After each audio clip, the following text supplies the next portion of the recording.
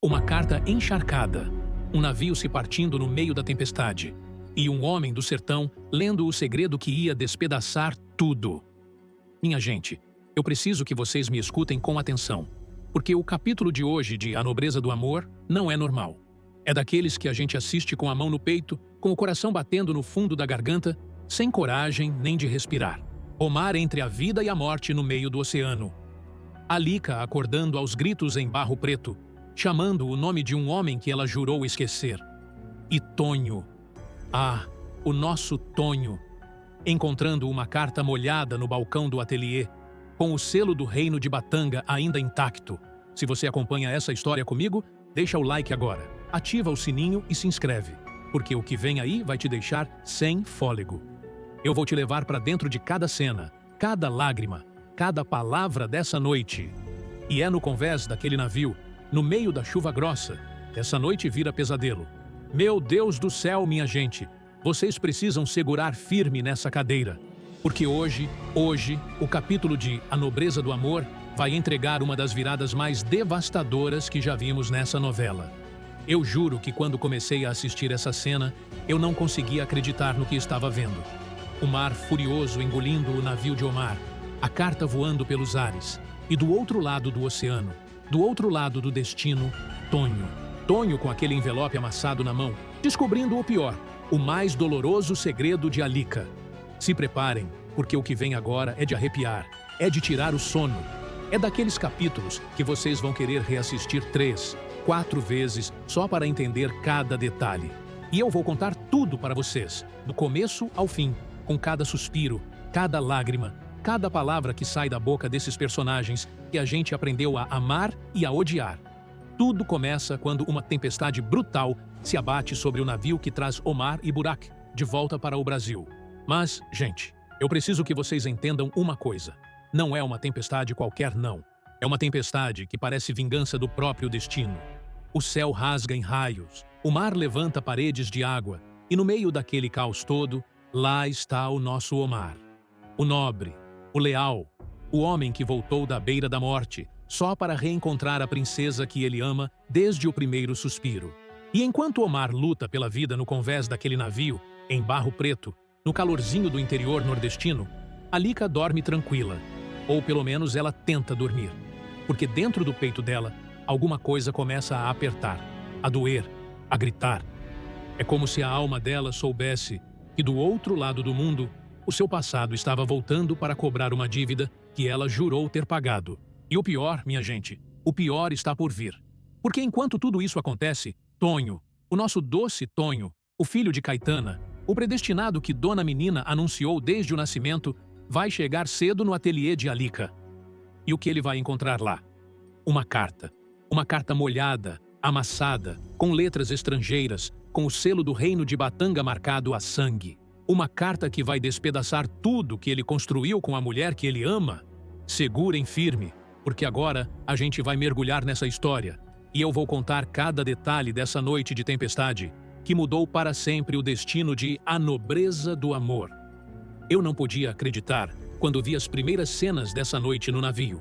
O céu já estava escuro fazia horas, mas Omar, com aquela determinação de príncipe que ele carrega no sangue, estava sentado numa caixa de madeira no convés, com uma pena na mão tremendo, tentando escrever uma carta para Alika. Uma carta que ele jurou que ia entregar pessoalmente assim que pisasse no chão brasileiro. A tinta borrava com os pingos de chuva que começavam a cair grossos sobre o papel. Mas Omar não desistia. Não. Ele apertava a pena com tanta força que os dedos ficavam brancos. E ele escrevia: Minha princesa, minha amada, minha luz. Cada milha que esse navio navega me aproxima do dia em que vou poder olhar nos seus olhos de novo. Eu sobrevivi a Gendal. Eu sobrevivi ao Poço das Serpentes. E eu juro pela memória do meu pai, o Pachá Soliman, que vou sobreviver a esse mar também, para te encontrar e te devolver o trono que é seu de direito. Mas, gente, foi nesse exato momento que o destino resolveu fazer a maldade dele. Um rapaz da tripulação, lá do alto do mastro, começou a gritar uma coisa que eu sinceramente queria nunca ter ouvido. Omar! Omar! Por Alá, desce daí, meu irmão. Essa tempestade vai engolir o navio inteiro. Não tem santo que segure essa fúria do mar? Não tem. E Omar, ele olhou para cima, o rosto molhado de chuva, os cabelos pretos colados na testa, e ele gritou de volta com aquela voz de comandante que já estava nascendo nele. Eu não vou me esconder no porão como um covarde. Eu preciso terminar essa carta, Yusuf. Ela espera por mim. Ela precisa saber que eu estou vivo. E foi aí, gente, foi aí que a onda chegou. Uma onda do tamanho de uma casa, escura, espumando ódio, levantou o navio inteiro pelo lado direito e arremessou Omar como se ele fosse um boneco de pano contra a murada do convés. Eu juro que dei um pulo do sofá. O barulho do corpo dele batendo na madeira foi tão forte que eu pude sentir aqui, do outro lado da tela. E a carta... Ah, a carta... A carta voou do bolso dele. Voou, voou, voou pelo ar, dançando com o vento como se tivesse vida própria. E foi descer ali, num cantinho do convés, perto de um barril de água. Omar, mesmo com o ombro doendo, mesmo com sangue escorrendo da testa, esticou a mão para tentar pegar a carta. Mas o navio inclinou de novo e a água começou a invadir tudo. A carta! A carta de Alika! Ele gritava. Eu preciso da minha carta! Mas Omar não podia se mexer. Se ele soltasse aquela corda que estava agarrando, o mar ia chupar ele para o fundo numa fração de segundo. E foi aí, minha gente, foi aí que esse rapaz, esse nobre rapaz, fez uma coisa que me deixou de queixo caído. Ele olhou para cima, fechou os olhos por um segundo e jurou em voz alta, com a voz embargada de quem promete coisa séria. Eu juro, Alika, eu juro pela alma do meu pai e pelo nome do meu povo que eu vou sobreviver. Eu vou pisar no Brasil. Eu vou te encontrar. E mesmo que essa carta se perca no fundo do mar, mesmo que ela nunca chegue às suas mãos, eu vou chegar. Eu vou ser a carta. Eu vou ser a mensagem. Misericórdia, minha gente. Misericórdia. Quem é que aguenta uma cena dessa sem chorar? Quem? E enquanto Omar fazia esse juramento de novela, lá do outro lado do navio, Burak, o turco fiel, o homem que acompanhou Omar desde Batanga, estava enlouquecido. Ele procurava Omar entre os destroços. E olha que destroços, gente! O mastro principal tinha quebrado ao meio. Madeira voando para todo lado. Os marinheiros gritando em 3, 4 idiomas diferentes. Omar! Onde você está? Omar! E Burak gritava. Pura lá! Omar! Me responde! E foi nessa hora que a vela principal, aquela vela enorme, branca, que segurava todo o vento do navio, rasgou ao meio com um barulho que pareceu o céu se partindo. E o pedaço de cima, todo aquele tecido pesado, caiu sobre 2 marinheiros que estavam tentando amarrar uma corda. Os 2 ficaram presos embaixo, gritando por socorro. Pega a faca! Pega a faca! Burak gritava. Corta o tecido! A gente tem que tirar eles dali! Mas Burak, mesmo no meio daquele inferno, mesmo com o coração na boca, ele viu uma coisa que mudou tudo. Ele viu a carta de Omar. A carta boiando, dançando na água que invadia o convés, perto do barril. E o turco, sem pensar 2 vezes, com toda a coragem do mundo, se jogou no chão molhado, se arrastou, escorregou, mas conseguiu pegar a carta antes que ela fosse para o mar. Eu peguei a carta, Omar! Ele gritou para o vento. E aí, gente, com as mãos tremendo, com a carta encharcada, pingando água pelos dedos, Burak fez uma coisa muito esperta. Uma coisa que eu não tinha visto vindo. Ele enfiou aquela carta dentro do colete de couro que usava por baixo da camisa e amarrou com uma tira de couro grossa, daquelas que nem o mar consegue romper. Essa carta vai chegar. Essa carta vai chegar nas mãos da princesa Alika, nem que eu morra com ela no peito, ele jurou. E foi nesse instante, nesse exato instante, que Burak avistou Omar do outro lado do convés, agarrado naquela corda, com sangue escorrendo da testa. O turco saiu correndo, escorregou, caiu, levantou de novo, e quando estava a poucos passos de Omar, uma nova onda começou a se formar lá no horizonte. Omar, não solta! Não solta por nada desse mundo! Ele berrava. Burak chegou em Omar, puxou ele pelo braço com uma força que só Alá sabe de onde tirou, e os 2 rolaram juntos pelo chão até bater num poste de ferro. A onda quebrou em cima do navio, e por alguns segundos, gente, alguns segundos longos como horas, ninguém viu nada. Era só água, espuma, escuridão. Quando a água desceu, Omar estava ali, desacordado nos braços de Burak, com sangue na testa, com o rosto pálido, com os lábios roxos de frio. E o turco, com as mãos tremendo, chorando como criança, sacudia o amigo. Não morre agora, Omar. Não morre agora, meu irmão. A gente está quase chegando. Você não pode morrer antes de ver ela de novo. Você não pode. Inacreditável. Inacreditável como o destino brinca com a gente, minha gente. E enquanto isso, do outro lado do mundo, do outro lado do destino, em Barro Preto, Alika acordou de um salto. Eu juro, foi um daqueles sobressaltos que parece que a alma sai do corpo por um segundo. Ela sentou na cama, com o coração disparado, com o suor frio escorrendo pela testa. E ela chamou em voz alta, sem nem perceber. Omar! Omar! Sim, gente! Ela chamou pelo nome de Omar. Aquela mulher que jura para Tonho que ama só ele, que jura para Niara que vai esquecer o passado. Ela acordou no meio da madrugada, chamando pelo nome do primo, do guerreiro de Batanga, do homem que ela deixou para trás. Alika se levantou correndo, foi até a janela e abriu de uma vez. E o que ela viu, gente? Um céu limpo, sem chuva, sem trovão, sem uma nuvem sequer. A lua brilhando lá em cima como se fosse um faroletinho azul iluminando o sertão. Mas como pode, meu Deus? Ela sussurrou. Eu senti a chuva no rosto, eu senti o vento, eu senti o mar. E foi nessa hora que Niara entrou no quarto.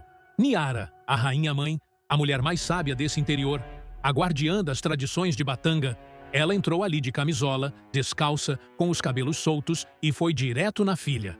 Pegou a mão dela, gente, e a mão de Alika estava gelada, tremendo como vara verde. O que você sentiu, minha menina? Me conta tudo, Niara pediu. E Alika, com os olhos cheios de lágrimas, abraçou a mãe e desabafou. Eu sonhei com ele, mãe. Eu sonhei com o Omar. Ele estava no meio do mar, num navio gigante, e a tempestade. Ah, mãe, a tempestade era devastadora. Ele gritava, ele se debatia, ele me chamava. E eu não conseguia chegar até ele. Eu corria, mas a água crescia, e o vento empurrava, e ele se afogava na minha frente. Niara escutou tudo em silêncio. E quando Alika terminou, gente, ela começou a rezar. Mas não era uma reza qualquer, não.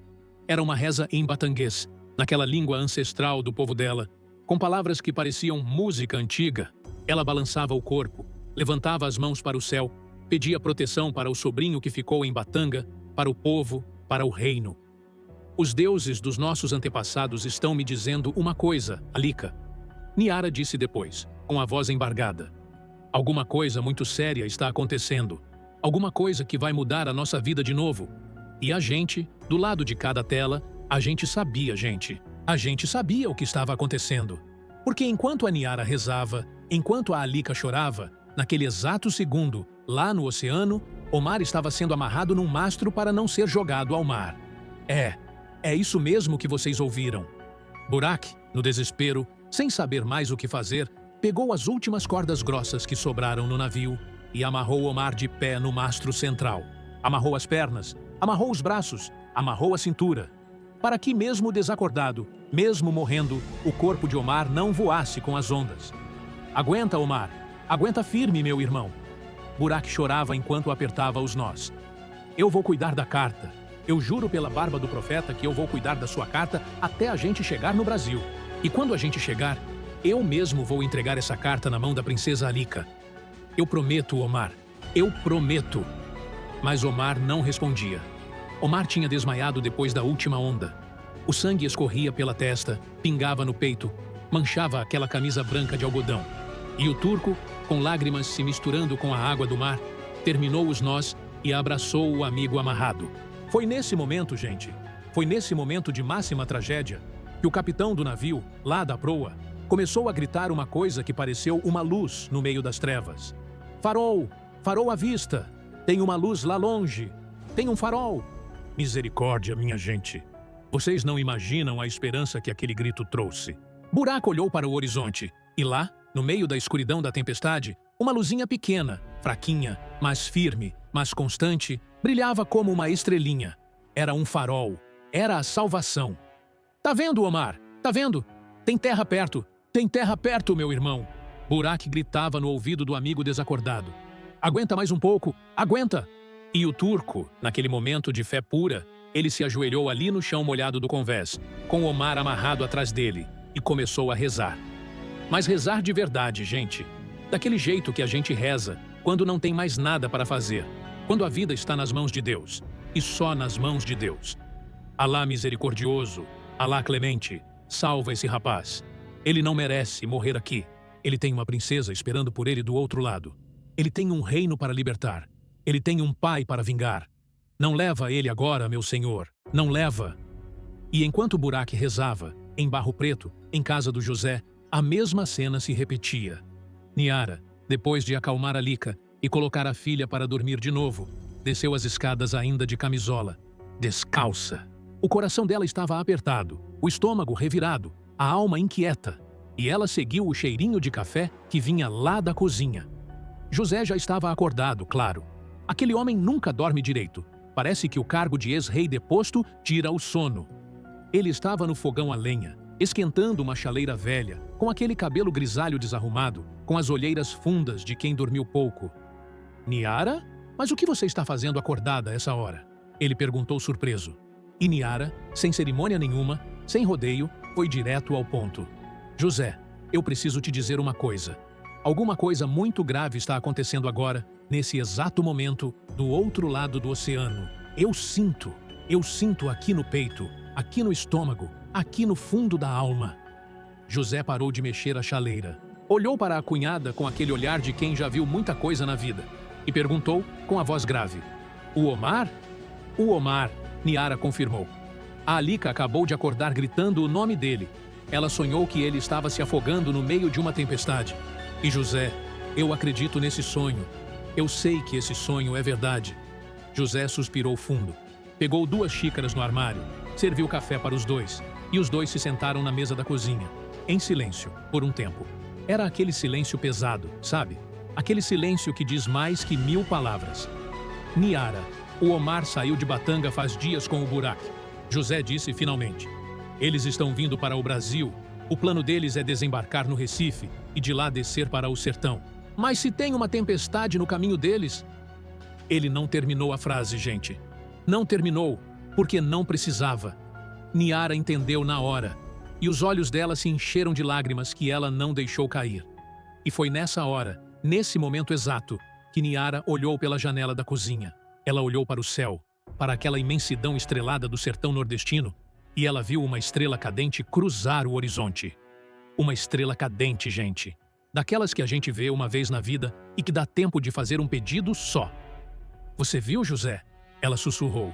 Você viu a estrela cair? Eu vi, Niara. Eu vi. Em Batanga, quando uma estrela cai assim, a gente diz que é uma alma indo embora. Ou uma alma voltando. E os dois ficaram ali, em silêncio, segurando a xícara de café entre as mãos, sem coragem de dizer em voz alta o que estavam pensando. Porque do outro lado do mundo, nesse exato instante, Omar estava entre a vida e a morte, amarrado num mastro, com uma carta no peito do Burak, navegando para um destino que nem ele mesmo sabia qual era. Mas a história não para por aí, gente. Não para. Porque enquanto Niara e José tomavam café na cozinha, enquanto Alika dormia inquieta no quarto lá em cima, alguém estava a caminho do ateliê. Alguém que ia mudar o rumo dessa novela para sempre. E esse alguém, minha gente, é o Tonho. O nosso doce Tonho. O filho da Caetana. O predestinado da dona Menina. Ele tinha acordado cedinho, com um pressentimento estranho no peito, e resolveu ir até o ateliê de Alika antes do horário combinado. A bomba estoura quando Tonho chega na frente do ateliê, ainda meio escuro, com o galo cantando lá longe, e ele percebe que a porta está só encostada. Encostada, gente. Não trancada, não fechada com chave. Só encostada. Ué, será que a Alika esqueceu de trancar ontem? Ele pensou. E Tonho, que é um rapaz bom, um rapaz responsável, achou que era melhor entrar e dar uma olhada antes que algum mal-intencionado aparecesse. Empurrou a porta devagarinho, e o sininho lá em cima tocou aquele trim-trim, delicado que ele tanto amava ouvir quando estava com Alika. Ele acendeu o lampião na entrada e a luz amarelinha começou a se espalhar pela loja. Os manequins com vestidos pela metade, as mesas de costura com tecidos coloridos, as caixinhas de botões, os carretéis de linha, tudo estava no lugar. Tudo estava normal. Tudo. Menos uma coisa. Sobre o balcão de costura principal, Aquele balcão grande de madeira, onde Alika fazia os ajustes dos vestidos das clientes, tinha um envelope. Um envelope estranho, gente. Amassado, molhado, com manchas escuras nas bordas, com aparência de ter passado por muita coisa. Como se tivesse vindo de muito longe. Como se tivesse atravessado mares e tempestades para chegar ali. Tonho se aproximou devagar. O coração dele começou a bater mais forte. Ele pegou o lampião na mão, levantou perto do envelope e foi aí que ele viu a letra estrangeira. Uma letra que não era brasileira. Cheia de curvas estranhas, cheia de símbolos que ele nunca tinha visto na vida. E pior, gente, muito pior. O selo de cera vermelha no fechamento. Um selo com o desenho de uma coroa. Uma coroa real, com uma palavra escrita em volta: Batanga, mãe do céu, mãe do céu. Tonho ficou parado ali, com o envelope na mão, por longos segundos. Longos segundos. Ele sabia que não devia mexer naquela carta. Ele sabia que era invasão de privacidade. Ele sabia que a Alika ia ficar furiosa. Mas, gente, o coração dele tinha um pressentimento tão forte, tão devastador, que ele não conseguia largar. Ele virou o envelope, olhou as bordas, mexeu no selo. E percebeu uma coisa: o selo estava solto. A umidade do envelope tinha derretido a cera, e o selo estava praticamente caindo. Não precisava nem rasgar, era só puxar de leve, e a carta abriria. Eu não vou abrir, eu não vou abrir, ele repetia para si mesmo. Mas a curiosidade, gente, a curiosidade é uma força maior que a gente. Ele olhou para os lados, conferiu se não tinha ninguém na rua e puxou o selo, abriu o envelope e tirou a carta de dentro. A carta estava manchada de água. As tintas tinham borrado em vários lugares. Mas a letra ainda dava para ler. E o que estava escrito lá, gente? O que estava escrito naquela carta ia despedaçar tudo. Tonho começou a ler em voz baixa, com a voz tremendo. Minha princesa de Batanga, herdeira do trono que pertence ao seu pai, ao seu avô, ao sangue dos Caiman.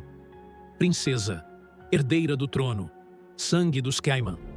Tonho parou, sentiu as pernas fraquejarem. Se apoiou na mesa de costura com força para não cair. O lampião na mão dele tremia tanto que a chama balançava de um lado para o outro. Não pode ser, ele sussurrou. Não pode ser, mas ele continuou lendo. Ele precisava continuar lendo. Cada palavra era uma punhalada. Cada linha era uma mentira da Alika que vinha à tona. Minha amada, mesmo distante, eu sinto a presença do nosso povo te chamando. Você é a luz que vai devolver Batanga ao seu lugar de direito. Eu, Omar, filho do Pachá Soliman, juro pela memória do meu pai que vou estar ao seu lado, quando você sentar de novo no trono dos Caiman. Omar, um homem chamado Omar, filho de um Pachá, jurando ficar ao lado dela. No trono. Tonho começou a respirar com dificuldade.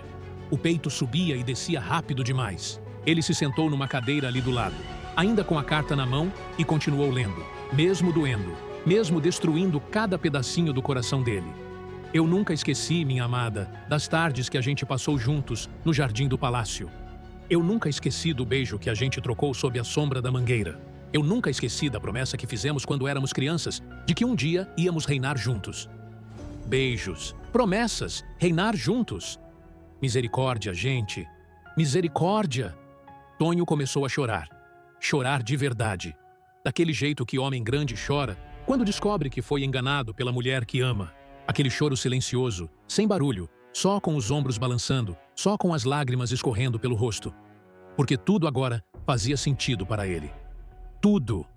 Os sonhos da Alika com um guerreiro, o jeito misterioso dela, as coisas que ela contava pela metade e não terminava, as vezes que ela se afastava dele sem explicação, as lágrimas que ela derramava no escuro pensando que ninguém via. Era tudo por causa de Omar.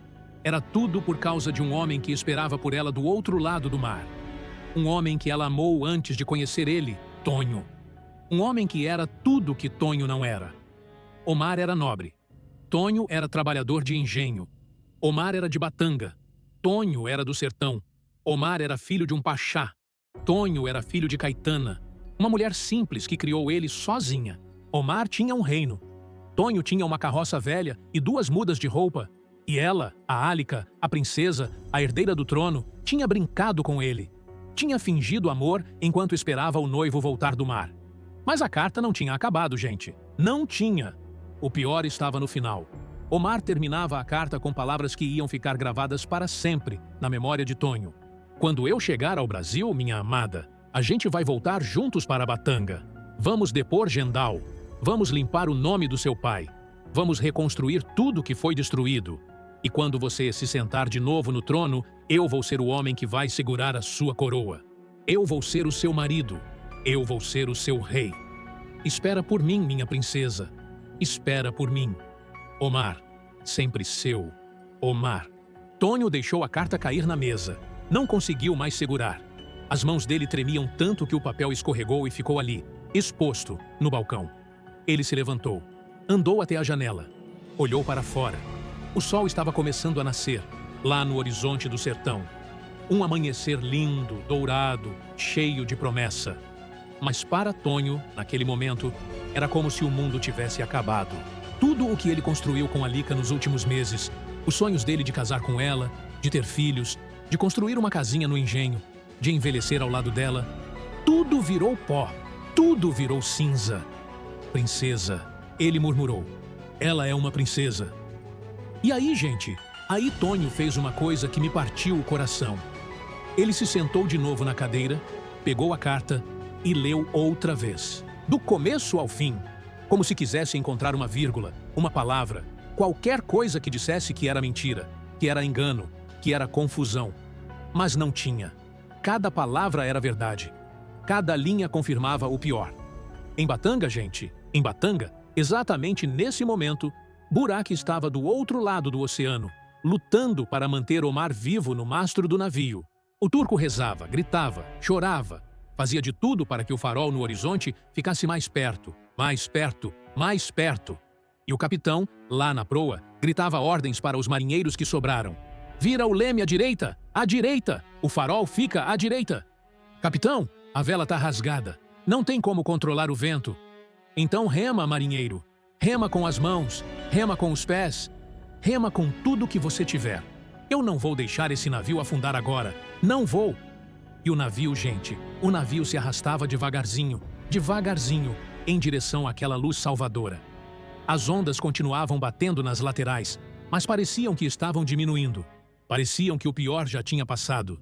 Burak, vendo que a tempestade começava a se acalmar, soltou um pouco as cordas de Omar. O rapaz ainda estava desacordado, mas a respiração estava mais firme, mais regular. O sangue na testa tinha parado de escorrer. Você vai sobreviver, Omar. Você vai sobreviver, meu irmão. Burak repetia. E foi nesse exato momento, gente, que Omar abriu os olhos, devagar, devagarzinho, com muita dificuldade. Mas ele abriu. E a primeira coisa que ele murmurou, com aquela voz fraquinha, quase sem ar, foi: Alika. Tá tudo bem, Omar. Tá tudo bem. A gente vai chegar no Brasil. Eu te juro que a gente vai chegar. A carta, a minha carta. Burak sorriu pela primeira vez em horas. Botou a mão no peito, sentiu o volumezinho do envelope dentro do colete de couro e disse: Tá aqui, Omar. Tá aqui guardada. Tá seca. Tá inteira. Eu vou entregar pessoalmente nas mãos da princesa Alika. Eu prometo. Mas o que nem Omar nem Burak imaginavam, gente, é que naquele exato momento, do outro lado do oceano, em barro preto, a carta já estava sendo lida. Não a carta que estava no colete de Burak. Uma outra carta. Uma carta antiga, que Omar tinha enviado dias antes, que tinha chegado pelo correio normal e que alguém tinha deixado misteriosamente no balcão do ateliê de Alika. Mas espera, gente, espera! Vocês estão se perguntando, como assim, uma outra carta? Como ela apareceu no ateliê? E aí entra um detalhe importantíssimo dessa trama, porque o universo de A Nobreza do Amor é cheio de mistérios, e nada nessa história é por acaso. Naquela mesma noite, enquanto a tempestade castigava Omar no mar, enquanto Alika sonhava com o afogamento do primo, em uma cabana afastada de Barro Preto, no terreiro de Dona Menina, alguma coisa muito estranha estava acontecendo. Dona Menina acordou agoniada, daquela agonia que só as benzedeiras de verdade conhecem. Ela se levantou da rede onde dormia e o vento começou a bater na janela com uma força que não era normal. Batia, batia, batia, como se estivesse pedindo socorro. "Ó meu Pai do céu! Ó minhas almas santas!" ela exclamou. Caetana, que dormia no outro quarto, escutou o barulho e veio correndo. Entrou com uma vela na mão. com aquela cara de preocupação que só mãe sabe ter, e perguntou: Dona Menina, o que está acontecendo? Por que a senhora está tão agitada? A benzedeira foi direto até o altar dela. Aquele altar lindo, cheio de imagens de santos, de pedras coloridas, de búzios, de penas, de tudo que a tradição manda. Ela acendeu uma vela branca, grande, daquelas de promessa, e botou bem no meio do altar. O predestinado está diante da verdade dele agora, Caetana. Ela disse, com a voz embargada. O meu menino, o seu filho, o nosso Tonho, ele está descobrindo um segredo que vai mudar o destino dele para sempre. Caetana levou a mão no peito. O coração dela parou por um segundo. Que segredo, dona menina? Que segredo? Conta logo para essa mãe aqui. Não posso contar, Caetana. Não posso. Eu vejo, mas não posso falar. Só posso rezar pelo meu menino. Só posso pedir proteção para ele, porque a verdade que ele está descobrindo agora, ela vem com peso, vem com dor, vem com revolta. E dona menina pegou um terço velho de contas de madeira e começou a rezar.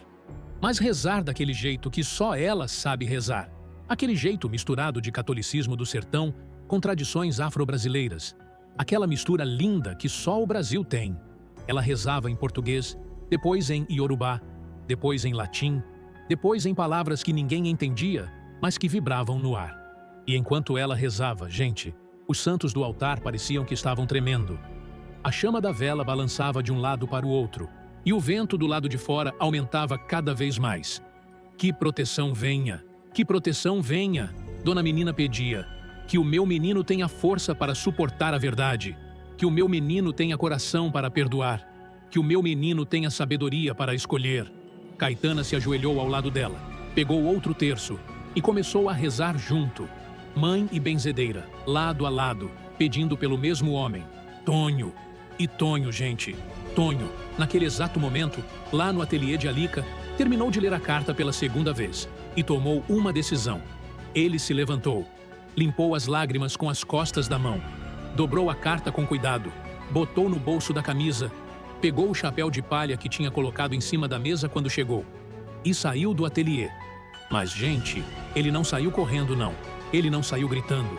Ele saiu com o rosto sério, com o olhar perdido, com aquele jeito de quem já chorou tudo o que tinha para chorar. Como um homem que perdeu a esperança, como um homem que perdeu o chão. Andou pela rua principal de Barro Preto, ainda vazia naquele horário. Os galos cantavam, as galinhas começavam a sair dos galinheiros, a fumacinha do fogão, a lenha já saía de algumas chaminés. Tonho foi parar na frente da igreja, sentou no degrau da entrada e ali, sozinho, com a carta no bolso, ele começou a pensar. E enquanto pensava, ele tirou a carta de novo, leu mais uma vez e, por baixo do nome de Omar, encontrou uma coisa que tinha passado batida na primeira leitura. Um pedacinho de papel dobrado dentro do envelope, quase invisível. Tonho desdobrou aquele pedacinho e o que ele leu lá quase fez ele desmaiar de vez. PS. Lembra do anel que o seu pai te deu antes de morrer? Eu vou usar esse anel no dia do nosso casamento, minha amada. Esse anel vai ser o símbolo do nosso reino renascido. Anel. Anel do pai dela. Casamento. Que barbaridade, minha gente. Que barbaridade. Tonho lembrou na hora. Ele lembrou. Alica usava um anel de ouro no pescoço, num cordão. Ela sempre dizia que era uma lembrança de família, sem dar muitos detalhes. E agora ele entendia.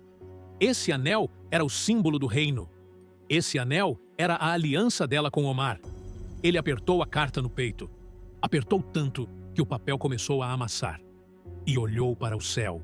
Olhou para aquele céu que estava começando a clarear, com nuvens cor-de-rosa, com os primeiros raios do sol. E ele falou em voz alta, como se estivesse conversando com Deus. Por que, meu pai? Por que comigo? Por que com o trabalhador de engenho, que só sabe trabalhar e amar? Por que a senhora me deu uma princesa para amar? Por quê? E Tonho ficou ali, por um longo tempo, conversando com o sol, conversando com Deus, conversando com a vida. Até que ele tomou uma decisão final. Ele ia voltar para o ateliê. Ele ia esperar a Alica chegar. E ele ia confrontar ela com a carta na mão, porque ele merecia uma explicação. Ele merecia a verdade. Ele merecia olhar nos olhos da mulher que ele amava e perguntar: quem é você, Alica? Quem é você de verdade? E lá em casa, gente, lá na casa do José, Alika tinha acabado de acordar. Mas dessa vez, ela acordou diferente. Ela acordou com uma vontade enorme de ir trabalhar. Como se alguma força a estivesse chamando para o ateliê. Como se o destino dela estivesse lá, esperando. Ela se vestiu rápido. Pegou aquele vestido azul claro que Niara tinha costurado para ela, com aquelas rendas no colarinho. Penteou os cabelos pretos compridos, prendeu numa trança. Botou o cordão com o anel do pai por baixo do vestido, como sempre fazia, e desceu para a cozinha. Niara e José ainda estavam lá, tomando café, conversando baixinho. Mãe, eu vou para o ateliê. Tenho uns vestidos para entregar para a dona Eugênia. Não posso me atrasar. Alika disse animada. Niara olhou para a filha, e o coração dela apertou de novo. Daquele jeito que aperta quando a gente sabe que alguma coisa vai acontecer, mas não pode falar. Tem certeza, minha filha? Você ainda parece cansada do sonho dessa noite. Niara perguntou. Tô bem, mãe. Tô bem. E olha, hoje eu vou ver o Tonho. A gente combinou de almoçar juntos no ateliê. Ele vai trazer as quentinhas da Caetana. Niara forçou um sorriso. José abaixou a cabeça. Alika não percebeu o clima na cozinha e saiu animada, com uma cestinha de tecido cheia de vestidos prontos, em direção ao ateliê. E enquanto Alika caminhava pelas ruas de Barro Preto, com aquele sorriso lindo no rosto, com o cabelo balançando no vento, Tonho voltava para o ateliê. Os dois caminhos iam se encontrar. Os dois destinos iam colidir. Em poucos minutos, gente, em poucos minutos, tudo ia explodir. Alika chegou primeiro, abriu a porta com a chave dela e estranhou. Estranhou que o lampião estava aceso. Estranhou que tinha um cheirinho de gente na loja. Tem alguém aí? Ela chamou. Mas ninguém respondeu. Ela achou que era impressão.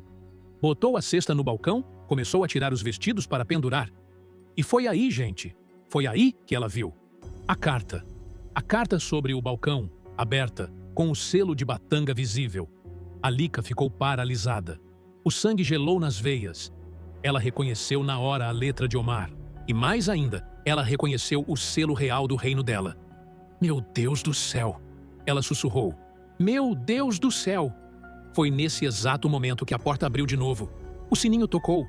E Tonho entrou, com o chapéu de palha na mão, com o rosto vermelho de chorar, com os olhos inchados. Alika virou. E quando ela viu Tonho ali, com aquela cara, ela entendeu. Ela entendeu na hora. Ele tinha lido a carta. Ele sabia. Tonho, eu posso explicar. Ela começou, mas a voz dela falhou no meio da frase. Tonho não respondeu.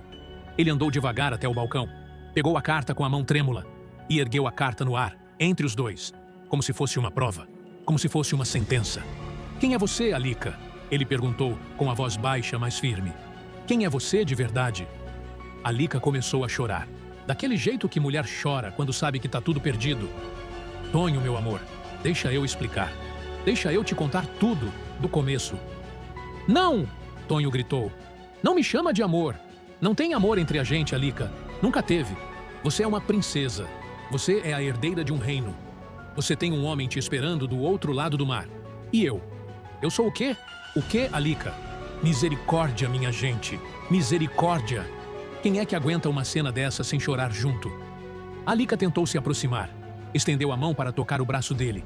Mas Tonho se afastou um passo. Afastou como se ela fosse fogo. Como se ela fosse veneno. Não me toca, Alika. Não me toca. Eu preciso entender. Eu preciso tentar entender. E foi nesse momento, gente, nesse momento, que Tonho deixou a carta cair. As mãos dele fraquejaram. O papel deslizou pelos dedos e foi parar no chão, aos pés de Alika. Aos pés da princesa, aos pés da herdeira. E ele repetiu, em voz baixa, como se fosse uma reza ao contrário. Como se cada sílaba doesse. Princesa, princesa, princesa. A porta do ateliê rangeu. O vento entrou de repente, com uma força estranha. As cortinas balançaram. Os vestidos nos manequins tremeram. E Alika, com a carta de Omar aos pés, com Tonho à sua frente, com o coração na boca, entendeu. Ela entendeu que tudo que ela tinha construído com aquele homem nos últimos meses, todo o amor, todos os beijos, todas as juras, todas as noites de paixão, tudo estava suspenso no ar. Suspenso. Frágil. Pronto para cair. E ela perguntou com a voz tremendo. O que você vai fazer agora, Tonho? Tonho olhou para ela. Olhou direto nos olhos da princesa. E o que ele falou, gente, o que ele falou vai ficar marcado para sempre na história dessa novela. Eu não sei, Alika. Eu não sei. Mas uma coisa eu sei. Você tem que escolher. Você tem que escolher agora. Ou você é a princesa que vai voltar para o reino dela e casar com o Omar, ou você é a mulher que vai ficar aqui em Barro Preto comigo, o trabalhador de engenho. Não tem meio termo, Alika. Não tem. Alika abriu a boca para responder, mas nenhuma palavra saiu. Porque ela não sabia, gente. Ela não sabia o que escolher. Ela amava Tonho com todo o coração. Mas o reino dela estava destruído. O pai dela tinha morrido. O povo dela sofria nas mãos de Gendal. Ela tinha uma dívida com Batanga. Ela tinha uma obrigação com o seu sangue. E enquanto ela ficava ali, calada, em silêncio, com as lágrimas escorrendo do outro lado do mundo, o navio de Omar finalmente atracava em um porto desconhecido. O farol que eles tinham avistado era de uma ilha pequena, lá perto da costa do Recife. Os marinheiros desciam tropeçando. Burak, com Omar nos braços, descia com cuidado, com a carta ainda no peito, com a promessa ainda intacta. A gente conseguiu, Omar. A gente conseguiu chegar. Brasil. Estamos no Brasil. Burak chorava de felicidade. E Omar, ainda fraco, ainda machucado, ainda mal conseguindo falar, sorriu. Sorriu pela primeira vez em horas. E murmurou: Alika, eu cheguei. Eu cheguei. Mas o que Omar não sabia, minha gente, o que nem Omar, nem Burak, nem Niara, nem José, nem Dona Menina sabiam, é que do outro lado do sertão, no ateliê de Barro Preto, naquele exato segundo, Alika finalmente abria a boca para falar. E o que ela ia dizer ia mudar tudo. Mas antes dela conseguir falar, antes da palavra sair, alguém entrou no ateliê. E esse alguém, gente, esse alguém ia bagunçar tudo. Era Mirinho, o nosso vilão querido, o Mirinho. Ele entrou todo sorridente, com um buquê de flores na mão, sem saber que estava interrompendo uma das cenas mais tensas da novela. Boa manhã, Lúcia. Eu trouxe umas flores aqui pra... Ele começou, mas parou no meio da frase. Ele viu Tonho com o rosto vermelho. Ele viu Alika chorando. Ele viu a carta no chão. E sorriu. Aquele sorriso perverso do Mirinho. Aquele sorriso que a gente sabe que vem coisa ruim. Ué? Tô interrompendo alguma coisa? Ele perguntou com aquela voz cínica de sempre. Tonho virou para Mirinho com uma raiva no olhar que daria para matar com os olhos. Sai daqui, Mirinho! Sai daqui agora! Ele rosnou. Mas Mirinho, gente... Mirinho percebeu na hora que tinha alguma coisa muito grave acontecendo. E ele, como bom vilão que é, viu uma oportunidade. Ele andou até o balcão, fingindo botar as flores ali, e abaixou. Abaixou e pegou a carta do chão. O que é isso? Ele perguntou com aquele sorriso maldoso. Uma carta? De quem? Alika gritou. Gritou mesmo. Devolve, Mirinho. Devolve essa carta. Mas Mirinho não devolveu. Ele já estava lendo. E os olhos dele iam ficando grandes. Grandes, gigantes. Daquele jeito que fica quando a pessoa descobre um segredo que vale ouro. Princesa? Ele exclamou. Princesa de Batanga? Não, não, não. Isso aqui é ouro puro. Isso aqui vai mudar tudo. Tudo, tudo, tudo. E aí, gente, aí a tragédia se completou. Porque Mirinho, com aquela cabeça calculista dele, já estava pensando em como usar essa informação.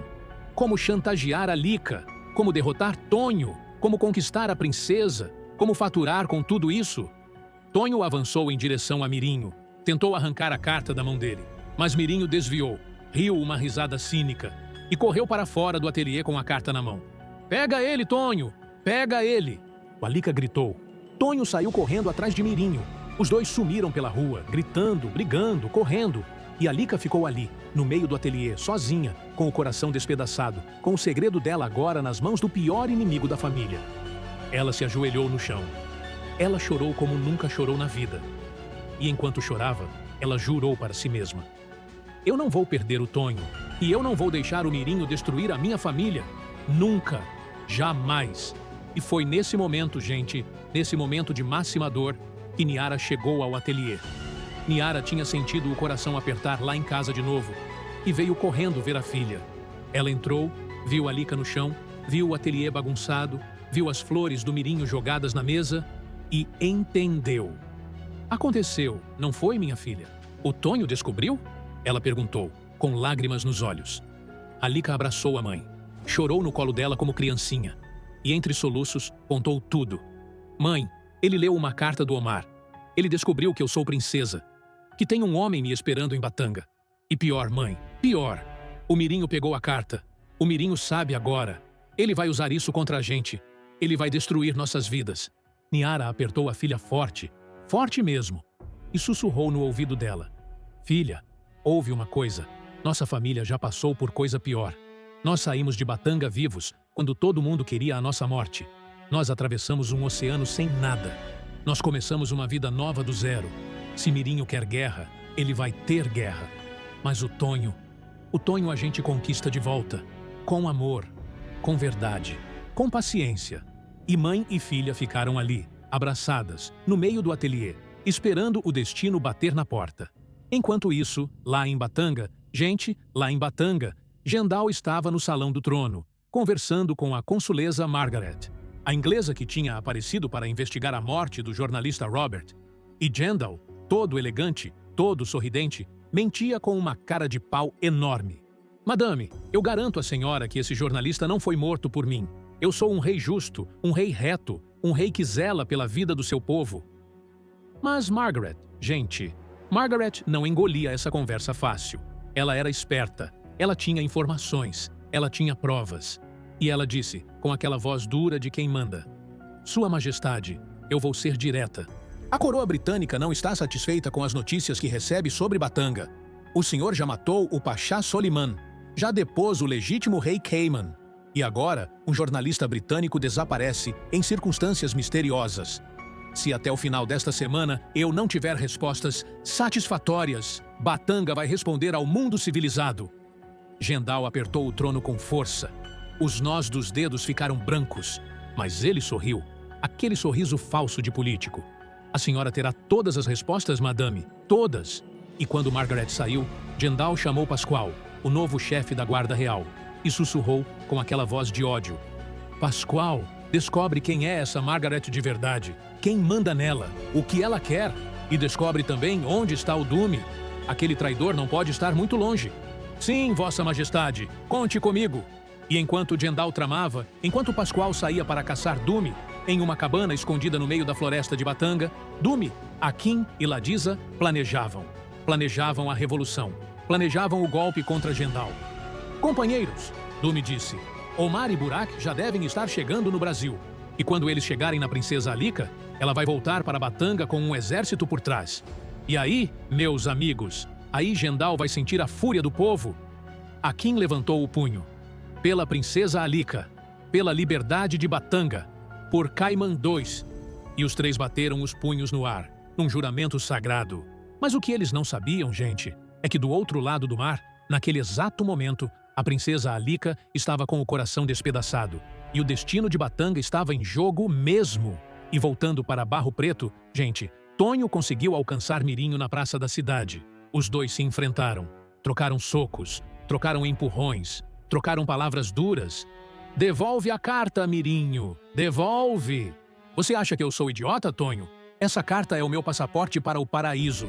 Com isso aqui, eu posso fazer o que eu quiser. Eu posso chantagear a Alika. Eu posso virar sócio do Diógenes. Eu posso até, quem sabe, me casar com a princesa. Ha ha ha ha ha ha! Tonho avançou. Tentou pegar Mirinho pelo colarinho. Mas Mirinho deu um soco na barriga dele. Tonho dobrou de dor. E Mirinho aproveitou para correr. Correr e sumir. Quando Tonho conseguiu se levantar, ele caiu de joelhos no meio da praça. Sozinho. Sem Alika. Sem dignidade.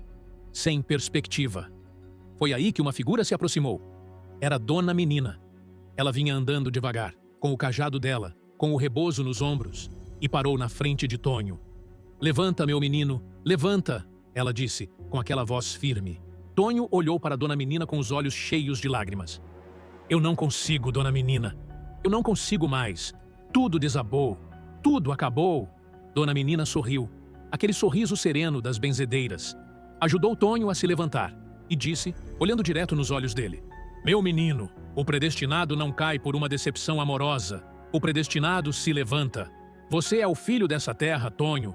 Você é o homem que vai mudar o destino de Barro Preto, de Batanga, do mundo. Não se entrega assim por uma carta. Mas ela mentiu, dona menina. Ela mentiu pra mim. Ela escondeu meu menino, que é diferente de mentir. E sabe por que ela escondeu? Porque ela tem medo. Medo de perder você. Medo de te colocar em perigo. Medo do que esse segredo poderia trazer para vocês dois. Tonho pensou. Pensou em tudo que a Lica tinha feito por ele. No amor que ela demonstrava. Nos sacrifícios que ela fez. E o Omar? Ele perguntou com a voz fraca. E esse homem que espera por ela? Dona Menina sorriu de novo. Esse homem é do passado, Tonho. Você é do presente. E o futuro? Ah, o futuro só Deus sabe. Mas se você acreditar no amor, se você lutar pela Alica, eu te garanto que esse Omar vai ser só uma lembrança. Você precisa confiar. Você precisa amar. Tonho enxugou as lágrimas. Olhou para Dona Menina com gratidão e disse com a voz firme: Obrigado, Dona Menina. A senhora tem razão. Eu vou lutar pela Lica. Eu não vou deixar o Mirinho destruir a gente. E eu não vou deixar o Omar tomar ela de mim? Nunca!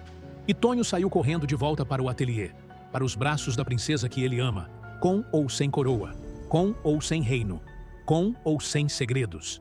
Quando ele chegou, a Lica ainda estava no chão, abraçada com Niara.